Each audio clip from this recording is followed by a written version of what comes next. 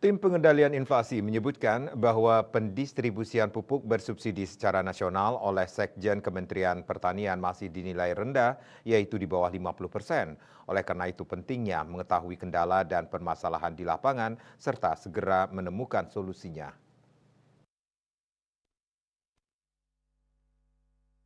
Di Buleleng, data yang dihimpun menunjukkan kondisi serupa dengan pendistribusian pupuk bersubsidi yang masih di bawah 50%.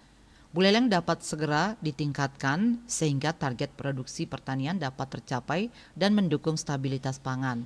Kepala Dinas Pertanian Gede Melandrat secara teknis menanggapi target serapan pupuk bersubsidi yang belum tercapai dengan menggarisbawahi perlunya evaluasi menyeluruh terhadap sistem distribusi pupuk bersubsidi di Kabupaten Buleleng.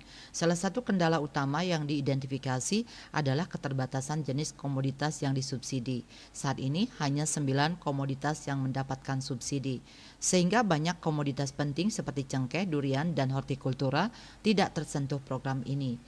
Kementan dapat memperluas cakupan komoditas yang disubsidi sehingga petani di Buleleng dapat lebih mudah mengakses pupuk untuk tanaman mereka. Sedangkan untuk tahun ini Dinas Pertanian Buleleng mendapat alokasi pupuk dengan jatah pupuk urea 7.376 ton, pupuk NPK sebanyak 8.577 ton, dan pupuk NPK formula khusus sebanyak 131 ton. Yasri Yuli, Bali TV.